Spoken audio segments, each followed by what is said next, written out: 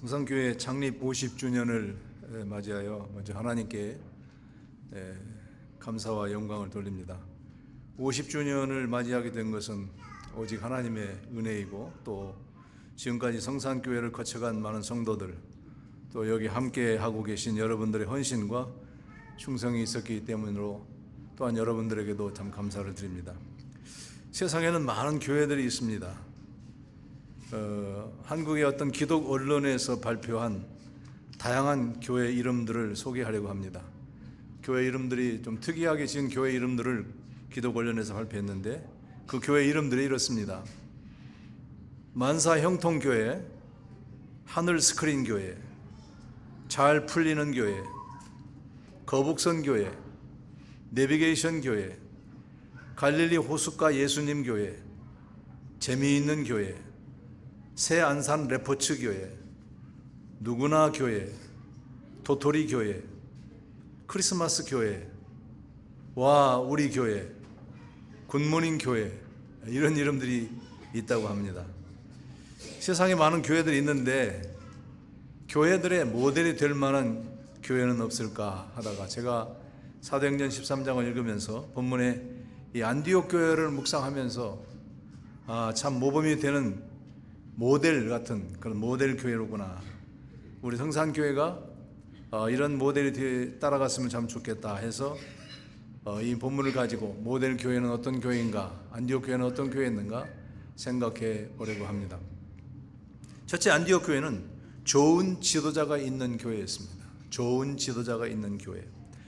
1절을 보면은 안디옥 교회에 선지자들과 교사들이 있으니 곧 바나바와 니게르라 하는 시몬과 구레네 사람 루기오와 분봉왕 헤롯의 젖동생 마나완과 및 사울이라. 자, 여기서 선지자들이라는 말은 미리 점치는 그런 예언가가 아니고 하나님의 메시지를 받아서 백성에게 전달하는 그런 말씀 선포자들을 의미하는 것입니다. 여기 바나바라고 하는 언급되고 있는 이 좋은 교육자는 사도행전 4장에 보면 그는 레위 족속이고 구브롯 사람입니다. 별명이, 바나바라는 이름이 사도들이 지어준 별명인데 위로의 아들, 위로의 사람입니다. 그리고 자기의 부동산을 다 사도들에게 헌납한 헌신의 사람이었습니다. 또 사도행전 11장에는 바나바는 착한 사람이요 성령과 믿음이 충만한 사람이라고 기록되어 있습니다. 이렇게 훌륭한 목회자, 뛰어난 지도자가 어디 있겠어요? 또 여기 니게르라는 시몬이 있습니다. 니게르라고 하는 시몬은, 니게르라는 말은 흑인이라는 뜻입니다. 니게르. 네. 또 그 외에 구레네 출신 루기오라는 사람, 분봉왕 헤롯 안티파스를 말하는데, 헤롯 안티파스의 젖동생 마나엔이라는 사람이 있는데, 이 젖동생이라는 말은 함께 양육을 받았다, 함께 이렇게 성장할 때 어린 시절을 같이 보냈다고 해석할 수도 있지만, 어떤 주석가는 이복 형제로 번역이 가능하다고 합니다. 그렇다면 이 사람은 왕족입니다. 그리고 사울이 있습니다. 사울은 바울로 이름을 바꾸기 전에 사울이죠. 위대한 사도 바울이 거기 있습니다. 이런 목회자들이 지금 이 교회 안에 있는 것입니다. 이렇게 안디옥 교회는 좋은 지도자들이 있었는데, 여기서 그 사람들 한 사람 한 사람들이 다 훌륭하고 좋은 사람들이었지만, 오늘 말씀을 통해서 왜 그 사람들이 좋은 것인가 하는 것을 보면은, 그것은 이 사람들이 사회적 또 지역적으로 인종적으로 차이가 있음에도 불구하고 하나로 연합하여 교회를 이끌어가며 섬겼다는 것입니다. 신분이 다르고 피부색도 다르고 지역 출신도 다르고, 그런데도 불구하고 이들이 하나가 되었다는 것입니다. 교회의 지도자들이 하나가 되어서 서로 협력하여 한 마음으로 한 주님과 한 교회를 섬기는 일이 얼마나 소중한 일인가. 오늘날 한국교회 안에는 목사 장로들이 하나 되지 못하고 분열되어서 교인들이 상처를 받고, 젊은이들은 교회 어른들의 싸우는 모습을 보고 교회를 떠나는 일들이 흔합니다. 안디옥 교회는 좋은 지도자들이 있어서 서로 연합하고 하나 되는 그런 모델 교회였습니다. 모두가 하나 되어 있는 곳에 가면 누구나 그 하나됨 안에서 그 문화, 그 분위기에 휩쓸려서 어우러져 하나가 될 수 있는 것입니다. 재밌는 얘기 하나 해볼까요? 제 처제가 얼마 전에 직장에 다니던 동생뻘 되는 그 동료가 하도 사정을 해서, 사정보다도 일부러 배려를 해서 임영웅이 콘서트를 갔답니다.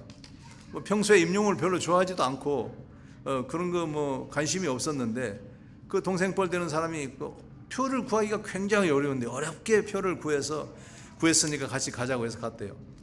그런데 그 공연장에 가서 보니까 거기는 뭐 온통 임영웅 팬들만 모인 거잖아요. 그러니까 완전 임영웅으로 하나가 되어 있더라는 거예요. 막 열광을 하고 환호성을 지르고 뭐 서로 행복해하고 좋아하고. 그런데 문제는 그 콘서트를 보고 난 다음에 우리 처자가 임영웅이 찐팬이 돼버린 거예요.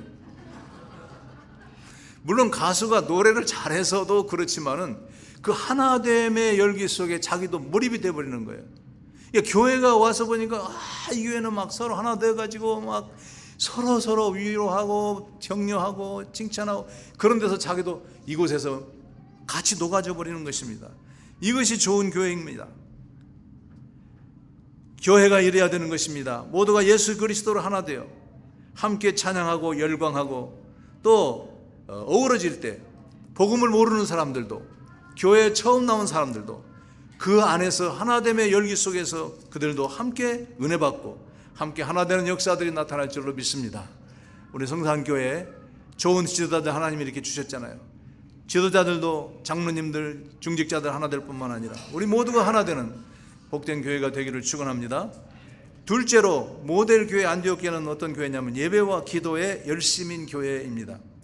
2절 3절에 보면 주를 섬겨 금식할 때에 성령이 이르시되 내가 불러 시키는 일을 위하여 바나바와 사울을 따로 세우라 하시니 이에 금식하며 기도하고, 그런 말이 있죠.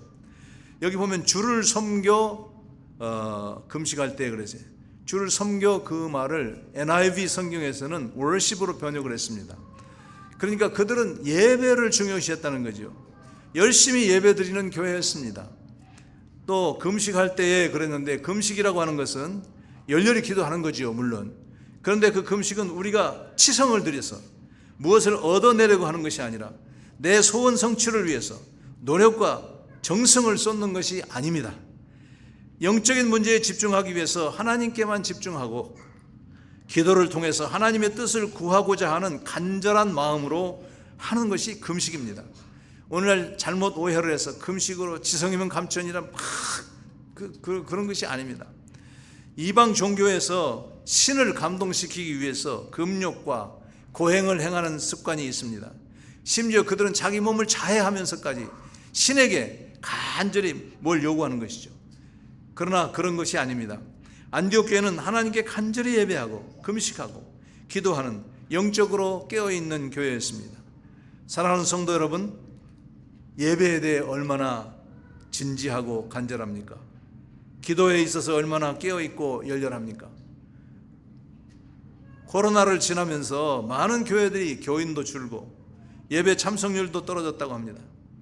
예배 회복, 기도 회복을 위해서 우리 모두 예배와 기도에 더 열심을 내는 성도들이 되기를 정말 소망합니다.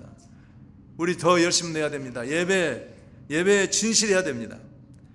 예배는 살아계신 창조주 전능자 하나님신 우리 아버지께 드리는 것입니다. 예배가 살아있는 교회가 생명력 있는 교회입니다. 기도가 살아있는 교회가 참된 교회입니다. 성산교회 성도 여러분, 예배를 최우선으로 여기는 신앙생활, 기도에 열심을 내고 기도로 깨어있는 교회, 그런 성도가 되시기를 축원합니다. 셋째로, 모델 교회인 안디옥 교회는 어떤 교회였습니까? 성령의 인도를 따르는 교회였습니다. 먼저 2절을 봅시다. 주를 섬겨 금식할 때 성령이 이르시되 내가 불러 시키는 일을 위하여 바나바와 사울을 따로 세우라 하시매, 3절에서는 그들이 금식하고 기도하고 두 사람에게 안수하여 보냈다 그랬어요. 그러니까 먼저 성령님이 이르시기를 바나바 사울을 따로 세우라, 내가 시킬 일이 있다, 성령께서 말씀하시는 거예요. 아마도 공중에서 하나님 음성이 들린 게 아니라 안디옥 교회 선지자들이 있었다고 그러잖아요. 그 선지자 중에 한 사람이 하나님의 계시를 받은 것 같아요. 이것을 보면 안디옥 교회는 성령이 역사하고 활동하시는 교회였습니다. 오늘날 교회들은 어떻습니까? 과연 성령이 활동하고 역사하시는 교회라고 말할 수 있을까?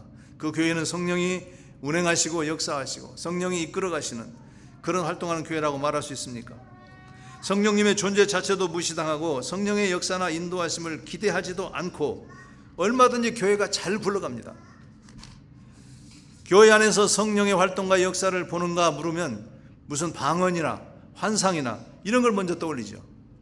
그런 것이 아닙니다. 교회의 모든 목회와 사역과 활동과 행사 이런 모든 것들은 다 성령께서 앞에서 선도하시고 방향을 인도하실 때 성도들은, 교회는 그저 수종 들고 따라가는 것입니다. 우리가 좋은 뜻을 세우고 목표를 정하고 사역을 하는 것이 아니라 성령님의 인도하시는을 따라서 그 성령님의 지시대로 수종 들고 따라가야 하는 것입니다.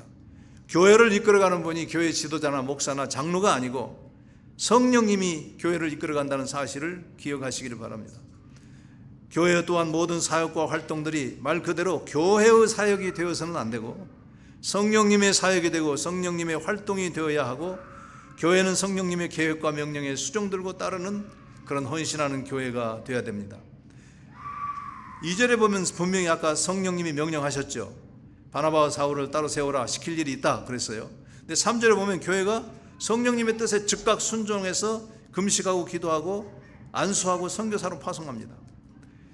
그들에게 바나바는 담임 목사와 같은 위치입니다. 또 사울은 얼마나 중요한 사역자입니까? 그러나 그들은 한마디의 불평도 또 불만이 없습니다. 회의를 해보겠다는 얘기도 없습니다. 그런데 두 사람은 교회의 파송을 받은 것입니다. 그런데 놀라운 것은 이 두 사람이 교회의 파송을 받은 것인데, 그리고 그들이 보냈다고 그랬는데 4절에 가서 보면 두 사람이 성령의 보내심을 받아 그래서 배 타고 구부로를 갔다 이렇게 돼 있어요. 교회에서 성도들이 기도하고 성도들이 보냈는데 그 성도들이 보낸 게 아니라 성령께서 보내셨다고 이야기하는 것입니다. 이것을 보면 분명히 그들은 자신들이 선교의 비전을 품고 좋은 목표를 세우고 선교사를 보낸 게 아니라 성령님이 그걸 명령하시기 때문에 순종하는 거예요. 이게 바로 성령이 역사하시고 활동하는 교회입니다. 교회가 철저하게 성령님이 함께 하시고 인도하는 교회가 되어야 하는데, 오늘날 교회는 너무 인간의 생각과 인간의 계획과 목적이 앞서 있는 것 같아요. 어떤 교회는 교회의 비전이라고 내세우는 것을 보면 교인 수 3,000명, 해외 선교지 30개 교회 설립, 지교회 설립, 막 이런 걸 비전이라고 그래요. 그거 성령님이 주신 비전인가요? 순전히 우리 이름을 내자, 우리가 좋은 거에서 성령님 없이 자기들 바벨탑 쌓는 거 아닌가 모르겠어요. 그러다 보니까 꼭 지교회를 세워도, 어디 모스크바에 세워도, 감비아에 세워도 모스크바 성산교회, 감비아 성산교회, 성산교회가 바로 이런 일을 했다, 이런 좋은 일을 했다, 이름 내고 싶은 거예요. 얼마나 인간의 목표, 인간의 생각이고 인간의 계획인 것이 드러납니까? 성령님의 뜻과 하나님의 마음은 알 바 아니고, 우리가 성공하고 우리가 많은 사역을 하고 우리 눈에 보기 좋은 결과가 나타나서 흐뭇해하고 자랑스러워하고 그런 겁니다. 우리 교회가 교회가 우리가 주인이 되고 우리가 이끌어가는 교회가 되어서는 안 됩니다. 이 교회는 예수 그리스도께서 주인이십니다. 그러니까 주님의 뜻이 중요하고 또 성령님의 뜻이라면 우리는 무조건 순종해야 되는 것입니다. 사도행전 11장 19절 26절에 그런 내용이 있는데 다 읽지는 않겠습니다. 안디옥에 복음이 전파되어서 안디옥 교회가 탄생하고 또 부흥이 일어납니다. 그러니까 그 부흥이 일어났다는 소식을 예루살렘 본부와 같은 교회에서 교역자를 보냈는데 그게 바나바거든요. 근데 바나바가 사울을 수소문해서 다소에 가서 사울을 데려다가 같이 동역을 합니다. 1년 동안에 큰 무리를 가르쳤다고 그랬어요. 대형 교회가 되었어요. 이런 형편에서 교회 사역은 더 많아지고 돌봐야 할 일들은 생기고 성도들은 더 넘쳐나는데 중심 목회자 2명을 파송해라? 이건 하나님이 뭔가 좀 잘못 계획하신 것 같다는 생각이 들 수도 있는 거예요. 또 당사자인 바나바와 사울은 결단하기 어렵겠죠. 성도들이 이렇게 늘어나고 교회일이 이렇게 많아지고 살펴야 될 일이 많고 케어해야 할 일이 많은데 어떻게 하겠어요? 그런데 안디옥 교회는 어떻게 했습니까? 3절을 보면 이에 금식하며 기도하고 두 사람에게 안수하여 보내니라. 다른 이유가 없어요.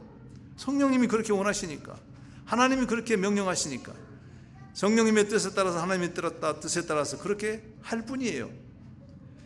그들은 한마디 불평이나 항의가 없었습니다.